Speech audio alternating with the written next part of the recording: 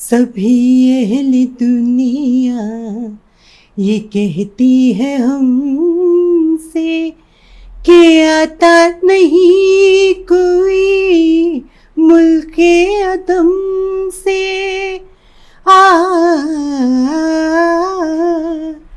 आज जरा शाने वफा देखे जमाना तुमको आना पड़ेगा, जो वादा किया वो निभाना पड़ेगा। Hello, once again, ladies and gents, boys and girls, dogs, cats, rabbits, and all other pets in the house. Welcome to the 4th episode of my new series, Tattling Tales.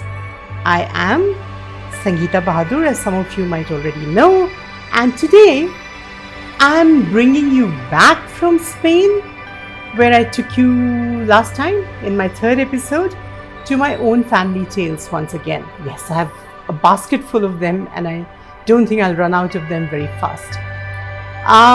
The story I am sharing with you is 100% true. Just like the first 2 that you've heard me tell earlier. It has been corroborated by enough people for me to harbor any doubts as to its authenticity.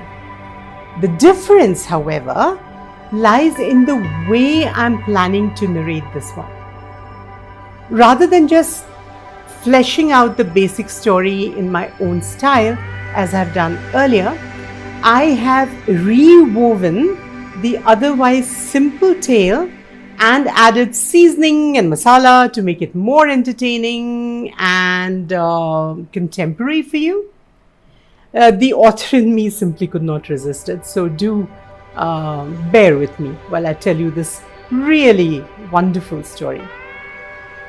So, while I haven't touched the basic story and its denouement at all, I have changed the setting, the period, and the characters. The incident around which the story is woven actually took place in Patna in the early 1960s, maybe even late 1950s, I'm not very sure.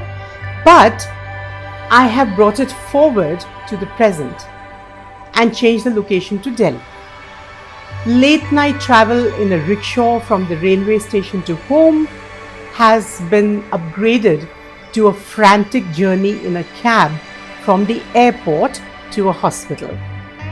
My 40-year-old aunt has been replaced as protagonist by a lively young bride-to-be. But that's where the tweaking stops. The actual experience has been reproduced exactly as it was. I'm calling this story Beyond Life's Misty Maze, an evocative phrase borrowed from Michael P. Johnson's wistful poem, Beyond Death. I'll be narrating it in 2 parts, by the way. For one thing, I don't want this video to become too long. For another, I'm plotting and planning to let the suspense pull you back next week for the rest. So, here we go, for this is the story, baby.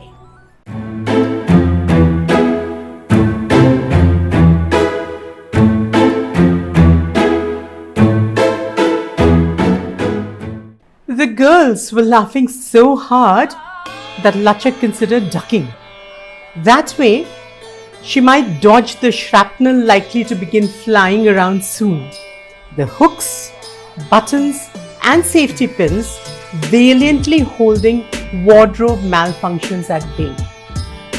The Quaffing Quartet, QQ for short, and her bosom buddies since their sadly dissolute and vastly entertaining college years could never be accused of wasting national resources by using 1 meter of cloth where a quarter would suffice. The backless designer cholis they sported just about covered their assets. Their alluring assets. If the number of young men who had spoken to their bosoms that evening was any indication. Exquisite lehengas flirted with shapely hips, showcasing washboard flat midriffs set off by jeweled and or pierced belly buttons. Gazy dupattas teased slender shoulders, artfully draped to reveal far more than they concealed. The delicate hooks and silken strings, therefore, assumed an importance disproportionate to their size. Dadi, bless her rowdy soul, was certainly not helping matters by attempting to asphyxiate them with mirth. The decidedly risque narration of stories from the old lady's dissipated youth was upping the blush quotient with every glass of neat whiskey she tossed back. With each bout of the giggles, those delicate face things were getting alarmingly close to popping. At least some of the other women gathered in the large room were beginning to look a tad uncomfortable. Her uptight aunts, the 5 primly dressed Masi's and Mamis who had travelled up from Lucknow, Kanpur and Allahabad to attend the wedding, were exchanging livid looks. They were also glaring at their own teens and tweens of the female persuasion, because, completely forgetful of their decorous upbringing, the brood was gathered around the rollicking matriarch, evidently enjoying her outrageous tales just as much as the 4 Delhi belles, or bellies, as the deplorably cheeky sons of the house had labelled them earlier that evening. Lachak heaved a sigh, mouth twitching with exasperated amusement. Had it been anybody else's wedding, she admitted silently and somewhat wistfully, she would have been right up there with the quartet, instantly augmenting it to the quintet. And she would be wearing an equally itsy-bitsy choli and egging on her inebriated grandma to greater heights of performance. However, things were different this time. It was she who was the bride, wasn't she? And she wanted the perfect wedding. Because, God's above, she was so hopelessly in love with that incredible man she was marrying. The quartet swore that just hearing his name made her glow like a lamp. Maintaining at least a modicum of propriety was hence her responsibility. She adored Dadi, her paternal grandmother, and would die for her in a pinch. However, she couldn't really allow the ancient relic to transform her Mehndi evening into a striptease event the locals would be hyperventilating about for generations to come. Her still gorgeous mom, Ratna, went by in a whirl of chiffons, emeralds, and heady perfume. She also wore the million-watt smile that had so devastated Papa 30 odd years ago that he'd walked straight into an electric pole and broken his nose. The thrice-blessed accident, as he often reminisced fondly, had helped him obtain the quickest possible introduction to the goddess who had caused it. The goddess, equally smitten, had eloped with him barely 2 months later, with an entire squad of her gun-toting uncles, cousins, and miscellaneous outraged souls galloping at their heels. Lachak caught the maternal eye and scowled meaningfully, jabbing an eloquent henna-laced thumb in the direction of her tipsy grandmother and silently requesting intervention. The only response she received was a grin and a shrug, something she thought resignedly she should have expected. Dr. Ratna Thakur Grover loved her mother-in-law to bits and treated her with more indulgence than a hen would accord to her single chick. Were Dadi to set the house on fire, Mom would merely tut indulgently and proceed to book rooms for the family in the nearest hotel. Worse, Ratna thought the sun rose and set on the quartet. The four pretty freshers had been swept into an unbreakable alliance with Lachak during the ragging on day one of college. All five had been mercilessly teased about the unintended resonance between their names and invited to perform an impromptu mujra. Between them and her own daughter, Ratna had never made a distinction these past 11 years. In addition, she tended to treat their saucy shenanigans as a full-blown ongoing entertainment. Well, to be fair, the other four mothers, who had all been here the entire week acting as Ratna's co-hostesses, treated Lachak in exactly the same manner. So she really couldn't complain, could she? She could, in theory, solicit their help. But they were likely to be about as responsive as Mom. In any case, they were nowhere to be seen, nor, unfortunately, was QQ1 Damak's doting fiancé Yash. He had become great friends with all of them since his engagement to his dream girl 6 months ago, and might have had at least a mildly restraining effect on the quartet. He was probably trapped, however, and struggling to stay responsible at the freely flowing bar, currently presided over by her 2 madcap brothers, 14 boisterous cousins, and their innumerable friends. So, bride or no bride, it was entirely up to her, obviously, to call the house to order. She turned her attention to the merry crowd surrounding Dadi, intending to appeal to the old lady's doubtful sense of rectitude. Before she could utter a word, though, her recalcitrant grandparents' gleeful cackle smote her ears. So that, she was saying, was when she threw a towel over her face and ran screaming down the stairs, wearing nothing but her birthday suit.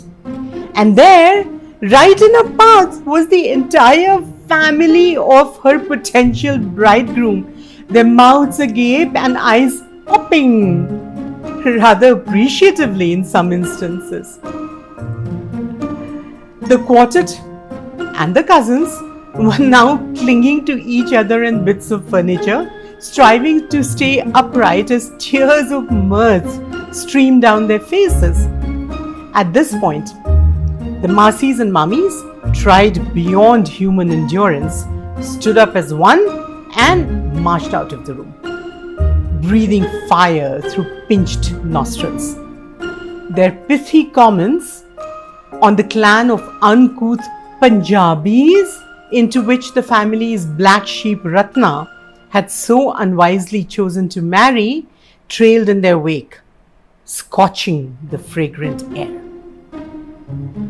Lachak shook a defeated head and gave up. Dadi was evidently in great form, and any attempt to rein her in would be tantamount to caging a hurricane. Anyway, the damage, for what it was worth, had been done. The Grover family's already tarnished reputation would henceforth be mud in Lucknow, Kanpur, and Allahabad. Even the dazzling wedding ceremony tomorrow, with virtually the entire who's who of Delhi and Chandigarh lining up to bless the newlyweds, was unlikely to compensate for this affront to her aunt's dignity.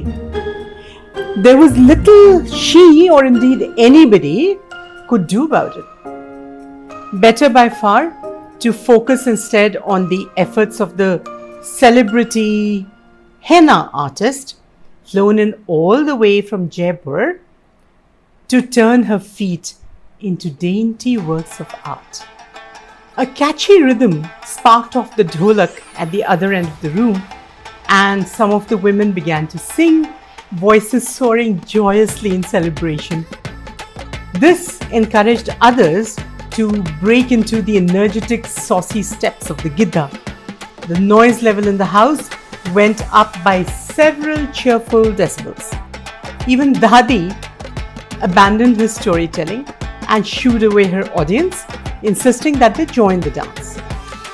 Leaning back in her chair, the old lady tapped her foot in time to the music and winked broadly at Lachak, raising her half-empty whiskey glass in salute. It was probably a quarter of an hour later that Khanak, QQ2, slipped out of formation. Snagging a can of Coke Zero from a passing waiter, she tripped gracefully towards the chaise longue on which Lachak sat, admiring the perky peacocks taking shape along her ankles. Flipping the top, she chugged down almost half the can before holding it to Lachak's grateful mouth. She plunked herself down by the bride's side and, striving to be heard above the racket, shouted, "I say, aren't I the bestest of your best friends? None of the other three had the foresight to get you a drink, darling. You've got to be parched with all that horny daydreaming about your imminent wedding night. Is that why you aren't answering your mobile?" "Well, look who's talking. At least I'm not getting off on Dadi's salacious tales," Lachak rejoined with a pert grin. "Why were you trying to call me anyway? Aren't we in the same room?" "Bravo," Khanak drawled admiringly. 10 points for astuteness.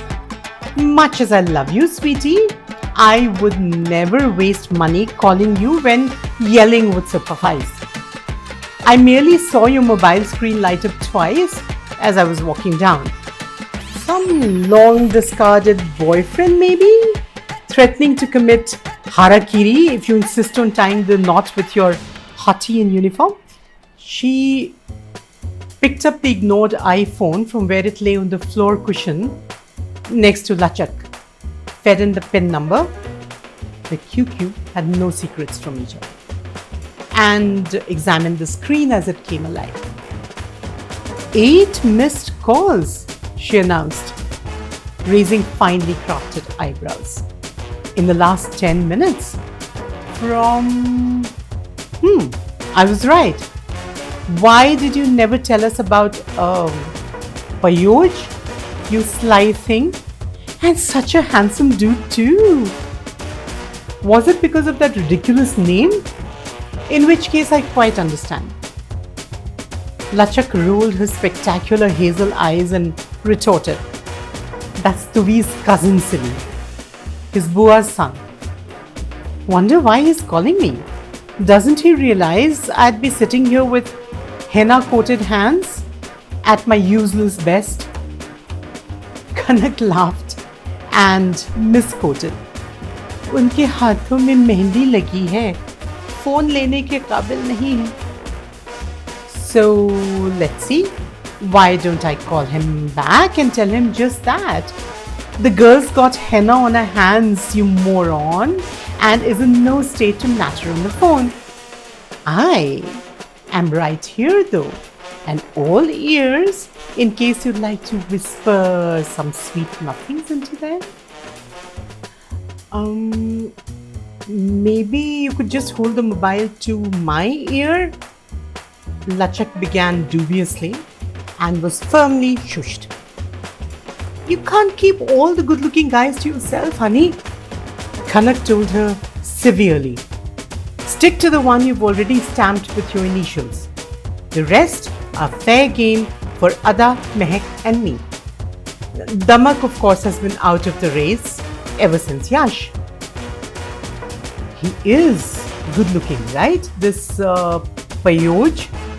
Or does he have a face only a camera can love? Dhuvi's entire family scores an A+ in the looks department, Lachak conceded, but that outlandish name scares away all the pretty girls, and that's why this particular demigod is still single. Kanak finished for her, wrongly as it happened, but Lachak wasn't really listening anymore.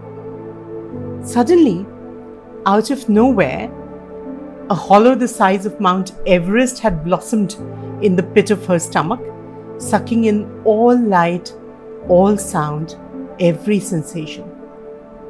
This is not good. The words jumped out of some lightless cave in her mind and snarled like salivating wolves.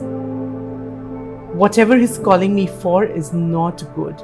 I don't want to know. I don't want to know.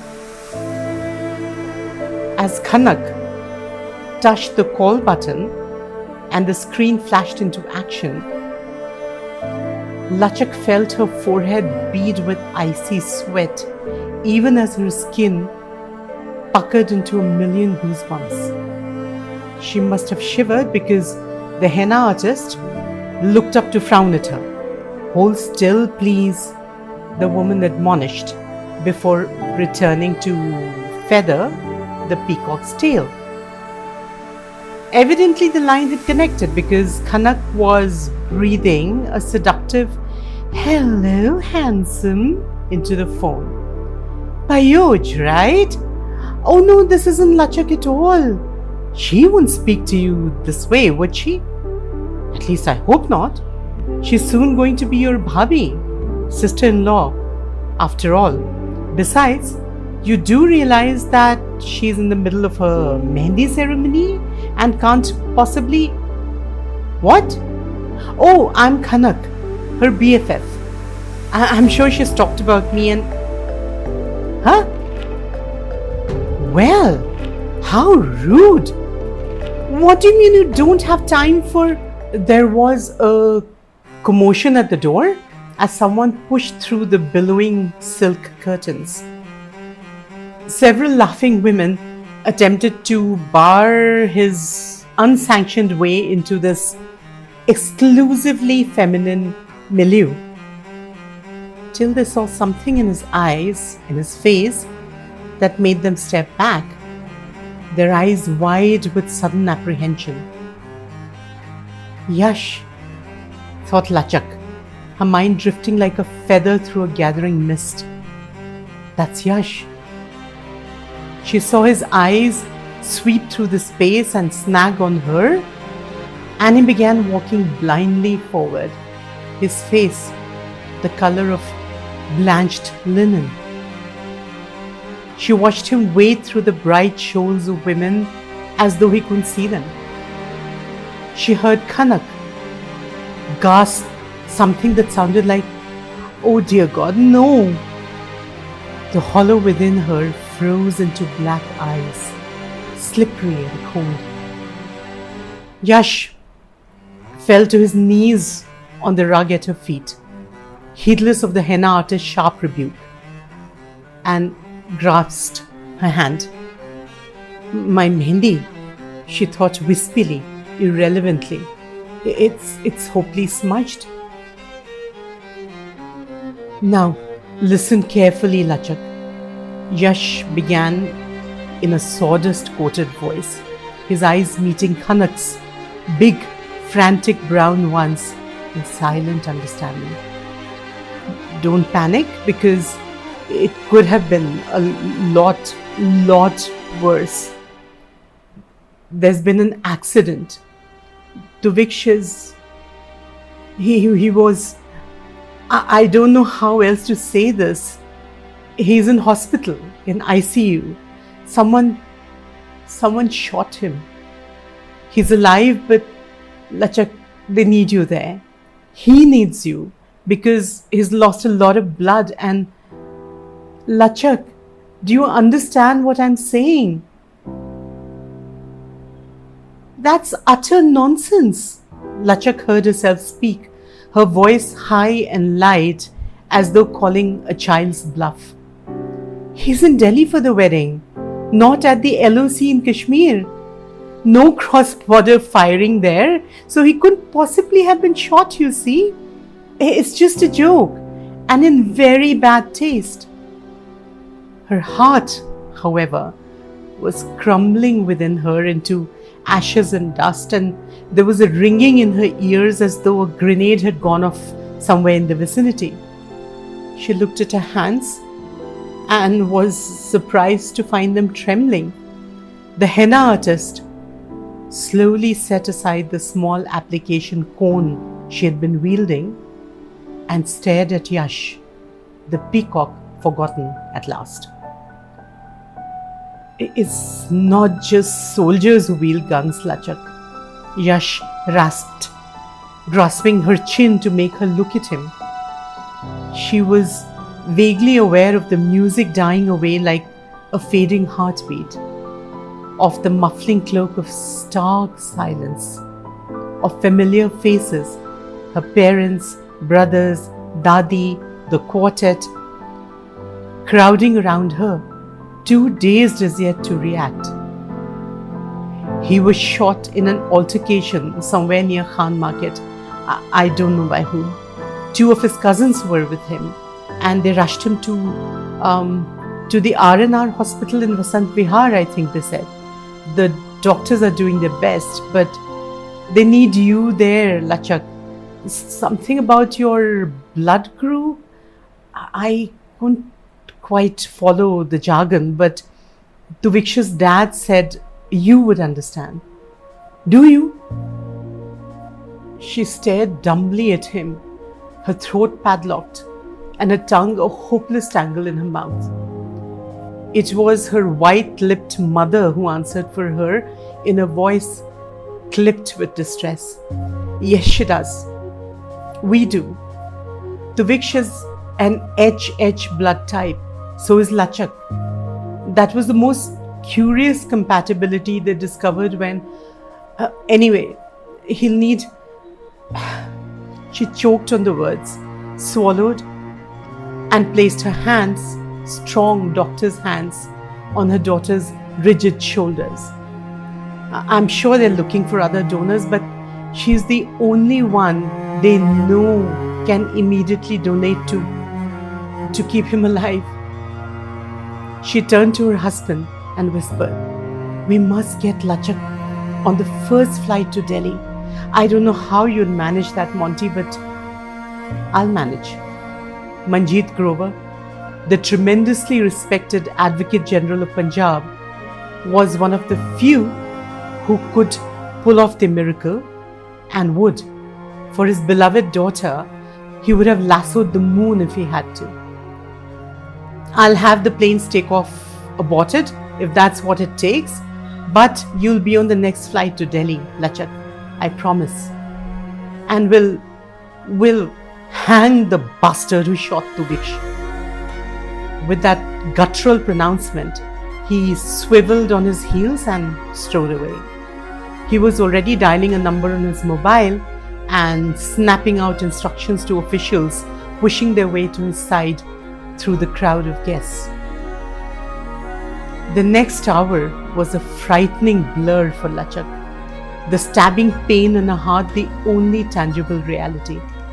She was vaguely aware of the QQ helping her out of a semi-bridal outfit and into jeggings and shirt and packing an overnight case with essentials. Their sallow faces and tearing eyes probably reflected her own, though she hadn't bothered to look in a mirror. A young cousin hovered nearby, holding a mug of the hot, sweet, brandy-laced tea that Ratna had insisted she'd drink, and forced her to take quick, scalding sips at regular intervals. Subdued conversation, hurried footsteps, and the growl of cars arriving and departing the extensive grounds of Kalindi Mansion, named after Dadi, laced the heavy black boots of the night. Ada gently pushed her into a chair and began kneading her tense shoulders, exchanging helpless looks with the other three. Ratna paced the room like a caged tigress, glancing repeatedly at her mobile, willing it to ring. The other four mothers, almost as distraught as Ratna, took over hostess duties, soothing anxious relatives and seeing off subdued guests. Dadi sat staring unblinkingly at the entrance where her grandsons hovered, the mischief scrubbed out of their eyes. Despite the frenetic activity around her, Lachak could hear every tick of the grandfather clock in the corridor outside her room. The tiny steps of time running away from her. Keep breathing, my love. I'm on my way. There was a sudden flurry of animated conversation and running footsteps. Then Papa was in the room, announcing that the car was waiting, as was the flight, and that she must leave at once. Lachak would be traveling alone, he explained, because there were no other seats available. The Chief Minister had pulled off one of his own officers from the flight to make room for her. We'll follow ASAP, he told Ratna as he gently propelled his daughter into an idling vehicle. You girls go drop her off to the airport, he ordered the QQ, who needed no further invitation to pile in after Lachak. Tuviksh's father said they are organizing a car to pick her up and drive her to the hospital. Her brothers and Yash jumped into the car behind, tossing in her overnight case. The two vehicles raced through the brightly lit, mercifully empty grid of streets to the airport, some 15 kilometers away. There were airport officials waiting at the entrance to help check her in. The QQ gave her a convulsive group hug before she was whisked away to the departure gate, where the flight was waiting for her to board, engines growling impatiently. The wheels began rolling almost the moment she sat down. She stared out into the blackness beyond the window, unaware of the tears welling and spilling, and of the furtive, curious glances of her fellow passengers. Her brothers had told her what had happened, repeating the details shared by Payoj. Earlier that evening, after purchasing a surprise gift for her, "Oh, Tuvi, why did you step out of the house at all?"